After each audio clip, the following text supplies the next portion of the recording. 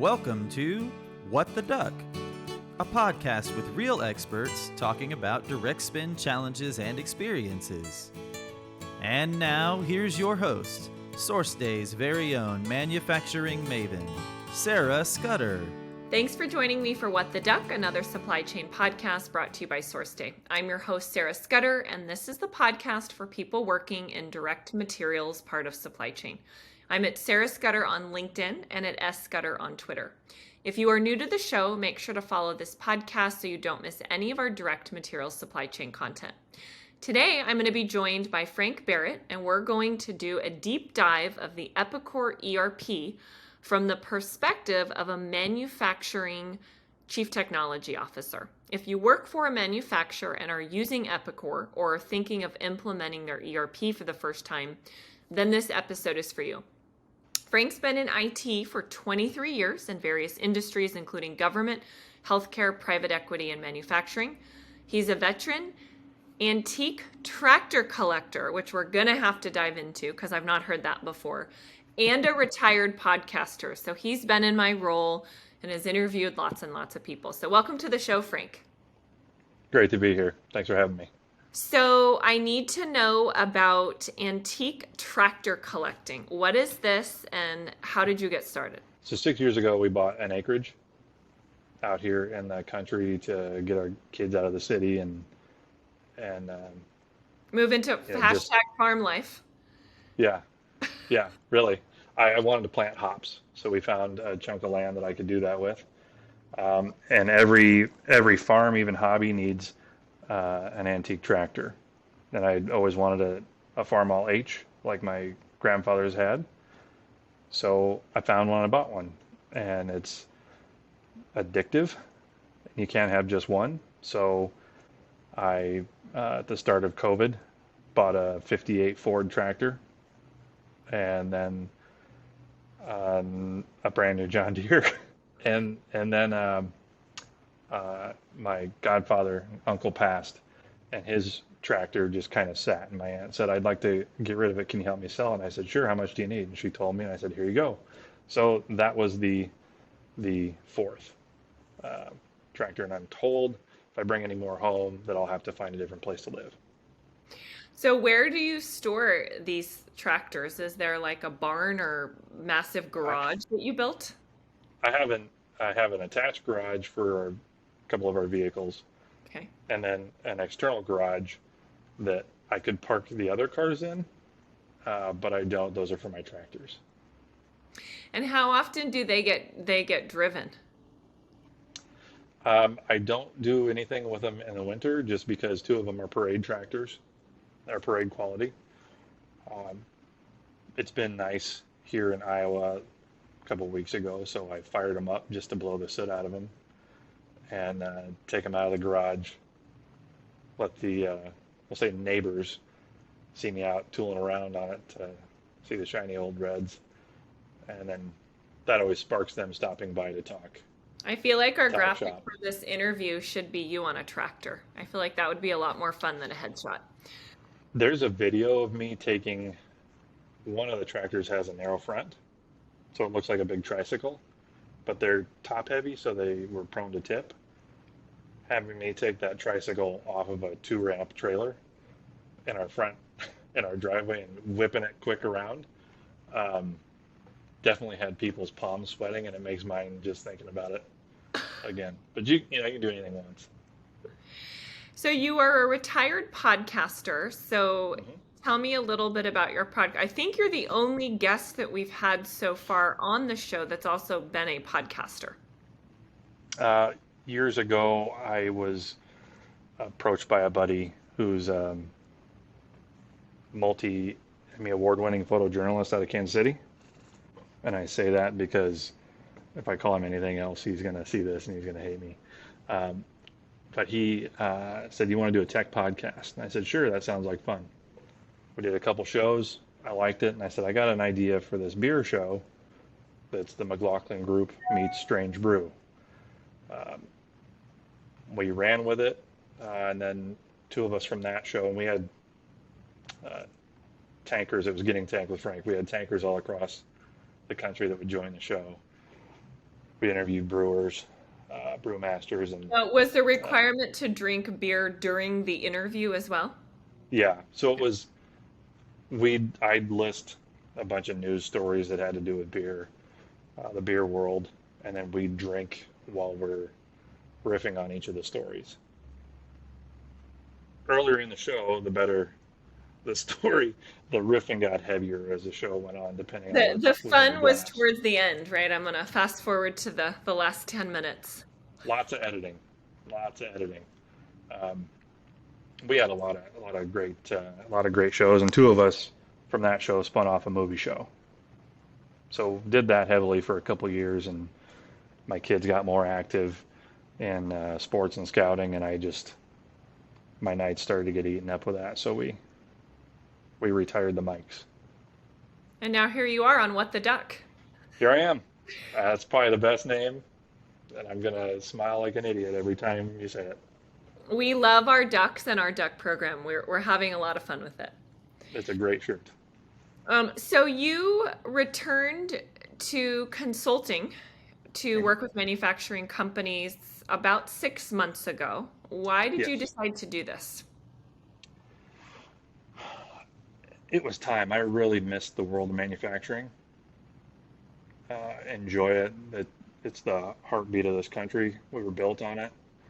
Um, there's a lot more focus on the glitz and glamour type industries, and manufacturing is just kind of off here to the side. But that's what built America. That's what continues to build America, and that's really what I'm passionate about.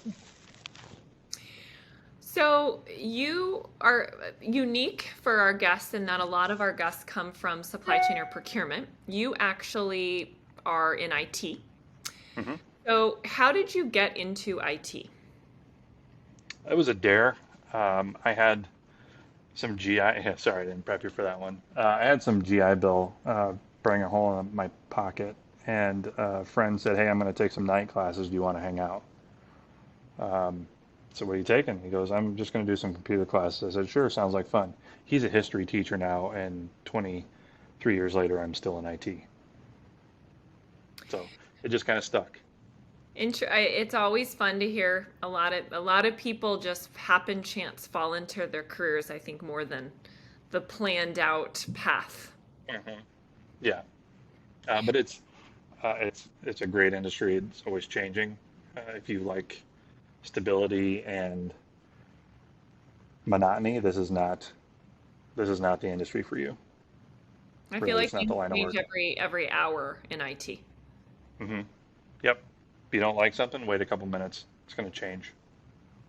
So I was at the Social Media Marketing World conference last week, and one of my favorite presentations was by a guy named Paul who spoke about AI and the impact that AI is going to have in my profession of marketing. But he talked about ChatGPT 3, which I use, and the version 4 already came out, and the major Hmm. difference between the two, and that just shows the power of how quickly things change in your industry. It's scary that that is now writing code, which is something that I did early in my career and don't want to do again. But the fact that it takes 30 seconds to whip out pretty solid code is insane. And a game changer. And I hope that Yeah. people get excited about it and embrace it. So you need to stay relevant by embracing and using AI in your job to make you more efficient. Well, it's either that or, Skynet is going to take us all out as a result of this. So we'll see. So you ran IT for a company name, and we'll see if I get it correct. Schmiel, is that correct? Smeal. Yep. Schmiel. And they were a manufacturer of a customized fire apparatus. Yep. What was the biggest IT supply chain challenge that you solved for them? Really just ensuring system stability. Um, Without that, it makes it harder to stay in touch with your suppliers, your supplier network. If you've got no ability to see um, current inventory versus projected, it makes it difficult to buy logically, and then you're just purchasing willy-nilly. The head of purchasing there, great guy, on point for what he did, but we still had to provide a stable environment for his team to be able to operate. Mm-hmm. So what you're saying is that you provided them stability with the tools that they use to buy supply and ensure that they got it on time so the production line didn't shut down. Yep. We kept communication lines open, for lack of a better. Your next manufacturing gig was with a motor vehicle manufacturing company called Spartan Motors. Yep. How did you help their supply chain team, or I guess your supply chain team, I should say, when you were there? Spartan bought Smeal in January 1 of 2017 was the purchase date. So we immediately went from our small pond to a much bigger pond with multiple ERP systems. When I moved to the executive team, the trade wars with China were ramping up, so steel prices were doing the crazy roller coaster hour to hour every day. It was really tough for purchasing to get in front of. So at a certain point, you can only watch your peers take a public beating so many times before you've got to jump in and help. And I had an amazing team at Spartan that the head of my ERP team, Brian, said, I met these guys at an Epicor conference and I think they might be able to help. And those guys were SourceDay. What year was that? Am I making you think too far back? No, it was April of 18. April of 18. So started talking with the team at SourceDay. We're pretty aggressive on getting something going as far as, what ERP systems, because it wasn't just Epicor. We had an Infor system and Great Plains and an Aptian system.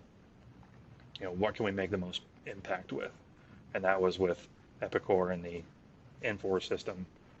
So, integrating those two into your product to help that purchasing team was a priority. So let me make sure I'm understanding. So the company you were at was acquired by Spartan Motors, and through the acquisition, you inherited multiple ERPs. Yeah, we went from just our single system to several. And then that hidden ERP system that every manufacturer has in Excel. So that's the one that nobody talks about, but it exists. At the time, I came in as IT Ops Director, but quickly took over the department and inherited this Epicor project that had been in progress for a few years. So you had, I think you mentioned 5 or 6, I don't know the number of all these different ERPs. How come you down selected for Epicor? Why was that your choice to use against all the other ERPs that you had inherited? The directive came from the C-suite that the move for the company was going to be Epicor. That was the future. So to get all these different locations moved into Epicor. And that is easy to say, but not the easiest to do, because in addition to changing processes and procedures, you've got to change, in some circumstances, cultures. And without that support from the top, it's you're pushing a boulder uphill. So you had all these people who were used to making their own decisions using whatever ERP they were using. Mm-hmm. Leadership comes in and says, nope, we're rolling out Epicor. Everyone needs to use this. Yep. And then went their separate ways. So There was a time when it didn't. The team prior to our acquisition would get close, and then 11th hour, the plug would get pulled, so that a site that was prepped and ready wouldn't go live. And that just happened. That was just the nature of the beast. Leadership changes, what have you. Something was always found, and some reason was always found to not go. So when I took over, it was get it done, kid, and that's what we did. You So can be the newbie, you can be the bad guy. Oh, yeah, I have zero problem being told no, but I don't accept it, and we find ways to compromise and move forward. The lack of visibility for purchasing, accounting, or ease of visibility, those are small roadblocks that you can easily mitigate with additional systems like SourceDay for purchasing. So the purpose of our chat today is to kind of do a deep dive and talk about Epicor. Mhm. Our audience is primarily in manufacturing, so I'm sure some of them are on Epicor, have heard of Epicor, maybe are looking at it or needing help kind of with their ERP selection process. So what does Epicor do well after you were using it, rolling it out? What would you talk about as it really does, these couple things exceptionally well? I think it depends on the end user. For me, personally, the ability to have it in the cloud or one single environment makes reporting so much easier. You would have people in finance maybe disagree or on the floor, but the system's really good at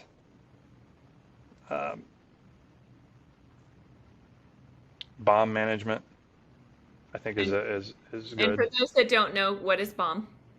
Bill of materials. So if you're building a fire truck, say there's 200,000 parts and pieces in a fire truck, it's good at managing that and carrying those drawings from station to station. It makes it a really good traveler, if you will. It's inventory management. Really good. Really good inventory management.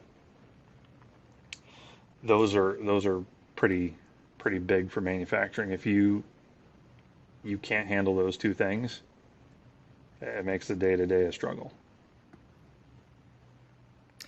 Where does Epicor fall short? What are some of the things that you think their system didn't do exceptionally well?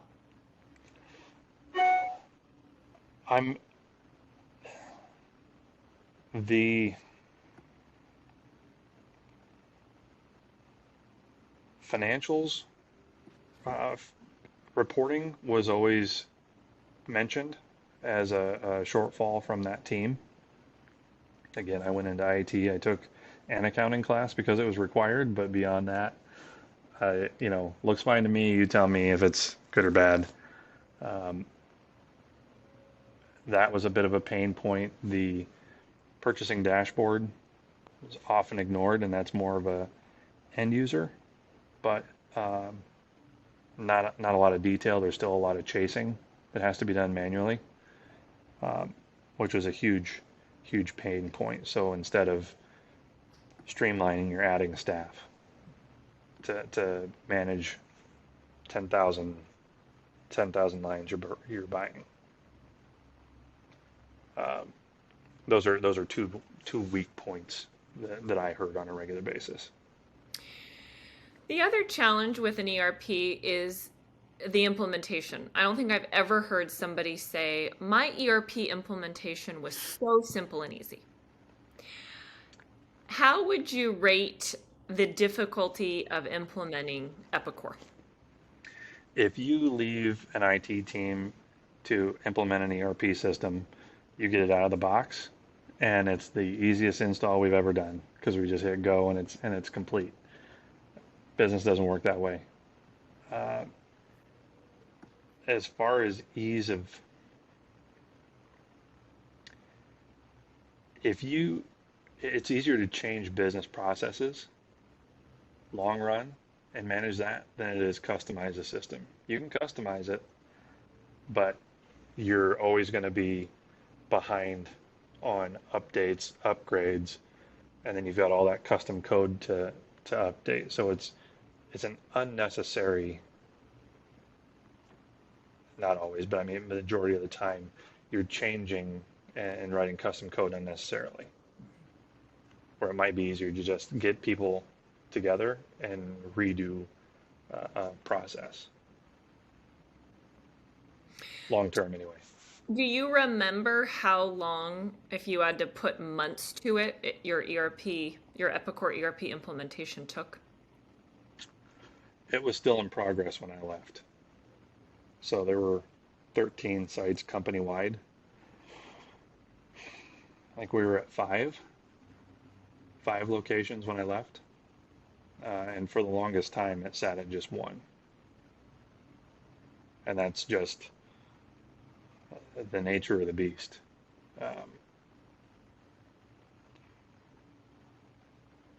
If you don't have the right support from the top, it makes it a difficult challenge, an almost unwinnable task. So there's, and not just the C-suite, it's got to be, 3 levels down and then supported across the enterprise. If you're not in front of it doing a hell of a marketing campaign to the folks using it, you're in for the long fight, to be ready. And you've got to have budget allocated and internal resources staffed appropriately. I mean, I think those are Yes. two really important things. A system doesn't magically implement. There's got to be people, and oftentimes people are overworked as is. And so adding it on somebody's full plate, sometimes I'm a huge believer in bringing in experts to help with implementation projects. You can have dedicated resources. And anymore, a failed implementation is a resume generating event for IT head, department head, whomever. So get the right team from the get-go, or you're in for a bit, and your spend's probably going to 2 or 3x. Yeah, I don't know if I've ever heard of an implementation project staying on budget. There's a lot of things that aren't considered, and then costs creep up as you're in process. When we were prepping for the call, one of the things that you mentioned is the need to integrate Epicor with some of your third-party systems. And the example that you actually shared was Salesforce, which is a pretty common, industry standard solution. So how did you go about tackling managing that integration?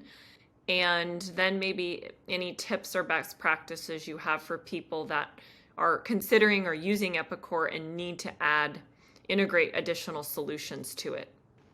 I'm a firm believer in your ERP system should be your one source of truth. Make that your baseline and just bolt on solutions. An ERP system should get you 80% of the way there. Bolt on systems for the other 20% to get you to that 100. So often IT teams, and especially in manufacturing, are understaffed or overworked. It's just things break, got to fix them. That's your day to day. And it's tough for a team internal to say we can't handle that. It takes a bit. Know your limits. If Salesforce or whomever says, hey, we've got this implementation team that can help for an additional, 4K, 10K, whatever that cost, look at that versus the time it's going to take your people to get through it and shorten that road to live. Just use the experts. That's what they specialize in. Let them do it. It's kind of a no-brainer. Then you're saving your people time, you're getting it spun up faster, and then you look like Scotty from Star Trek. When you were there, how many third-party integrations did you do? Salesforce was probably, I'm assuming, one of the larger ones. Salesforce, there were engineering systems that tied in, configurator, um, three or four that I can think of off the top of my head, including you guys. How would you rate the ease of use of integrating a third-party system with Epicor? They make it really easy. I'll say that, especially back then. Um, Having the ability to contact somebody there and say, "Hey, we need to tie this in for this reason." Okay, you're not leaving their product, so it's in their best interest to allow, within reason, additional systems to tie in. You've got security that you still have to take into account, but uh, the more stuff you can logically bolt on, the better it makes the end product look. That's my opinion. Yeah, I think I always recommend when people are looking for new solutions, in particular in ERP, one of the things I think is so important is ease of use of integrating a third-party solution.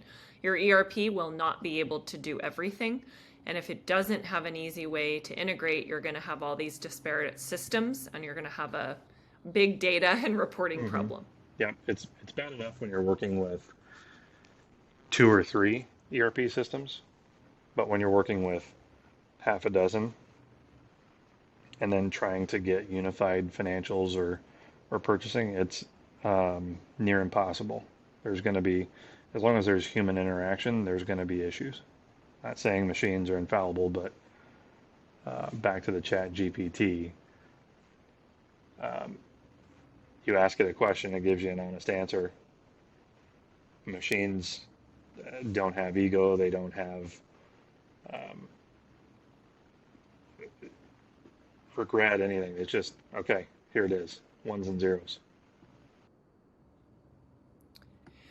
So Epicor has something that's called ECC. What is it? It is nothing that we used.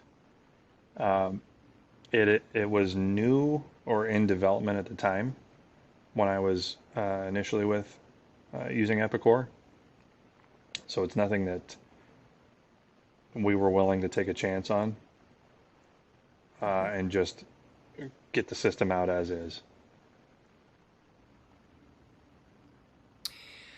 Does Epicor ECC onboard, train, or manage suppliers? Is that part of their offering? No, I at the time, no. I'm not sure. I've heard that they're working towards that, but I can't say for sure. How do you recommend that Epicor users better collaborate with their suppliers? I know something we hear a lot from Epicor users and really on any manufacturing ERP is they don't have real-time visibility, real-time collaboration ability with their suppliers. It's another throw bodies at it kind of solution. If, like I said earlier, if you're chasing 10,000 lines, you need 30 bodies of that full time, just checking status of POs. Was a PO even accepted? What's the ETA for delivery? Okay, is it now back ordered? Where does it sit? And today you just don't have time to wait. So there needs to be a better solution to manage that. If you can automate it, automate it. And the flip side of that is getting vendors to buy in to that new change. You still need somebody to manage the relationship all day, but you shouldn't have 2 people on each side chasing where something is in the system that's just not, it's not efficient, and it costs more money than it is worth. I call it death by Yep. email. Hold on, I'll get back to you. Let me go check with Earl in the warehouse, see where that's at. And then like 3 emails later. Or the following week, hey, where's that? You never called back. Yeah. Meanwhile, this truck's waiting. It's got a delivery date that's 2 weeks ago, and you can't articulate, much like I've not been able to here the last couple minutes, you can't articulate to the customer when delivery is actually going to be. So you were on Epicor rolling it out to multiple sites. You found our solution, our SourceDay. And why did you decide to implement our platform? I'd say Mike was a great salesman, great guy. Just the team was really easy to talk to at SourceDay. Big selling point is I don't have to convince vendors, or the VP of purchasing doesn't have to convince vendors to get on board with the system. SourceDay does it for you, and then shows the benefit to getting on board. And the fact that you guys were at the Epicor show, well, that's an absolute no-brainer. So now let's just work out cost and the duration of the contract. Thankfully, Brian found you guys on my team. Brian Harris, hey bud. He's gonna love that shout out and then turn bright red. Said I think I have a solution. I saw these guys. What do you think? I'm like, let's bring them in and see how fast we can get this spun up, how aggressive, and you know, if we can get 75% of our vendors on board early, that's a huge win. Huge win, especially with the fluctuating markets the way they were in 18 and 19. Before you left, do you know what percentage of your suppliers were using that platform? I want to say we were at 80%. We were at 70 out of the gate. We did a dump to Excel, shot it over to you guys, and you did your magic on your end and said, these out of your top are already in. We'll work on the rest. Okay. I don't have to make phone calls. They don't have to make phone calls. That's part of the package. Do it to it. Let's look better, so that those Monday morning meetings go a lot smoother. Where's my stuff? Where's my stuff? That's right here. And the reporting is great. The fact that it tied in with accounting was a huge win also. What about the implementation between our platforms and Epicor? It was pretty cut and dry. I mean, we went into the test and train environment and then sign off, go live. It was probably one of the easier implementations. The team might disagree a tad bit, but from my perspective, it was smooth. We were on time, and that's all that really mattered. And they didn't, internal team didn't complain a whole heck of a lot. I'm a huge believer if an integration takes a lot of work and time, it's going to be real tough to get people to use it. So I'm glad to hear. I mean, our target is 30, 60, 90 days max for implementations. The fact that the team was happy throughout speaks volumes. My team in particular, because it's just potentially more work you're adding onto an already strapped crew. Long term though, totally worth it. Highly recommended to others. And since coming back to the manufacturing, we'll run across a few users of SourceDay, which is great to see. Well, thank you for doing a deep dive of the Epicor ERP from the perspective of a manufacturing chief technology officer today, Frank. Thanks for having me. Where would you like to send people to find you if they want to check you out or learn more info? You can find me on LinkedIn, Frank Barrett, the only one that looks like this, probably fortunately. Here this summer, you'll find me on a bicycle, either St. Paul or Wisconsin or wherever. If you missed anything, you can check out the show notes. You can find us by typing in What the Duck, another supply chain podcast in Google. To have optimal search results, make sure to add in another supply chain podcast at the end. To ensure you don't miss a single episode, make sure to follow this podcast and subscribe to us on YouTube. I'm at Sarah Scudder on LinkedIn and at S. Scudder on Twitter. This brings us to the end of another episode of What the Duck, another supply chain podcast. I am your host, Sarah Scudder, and we'll be back next week.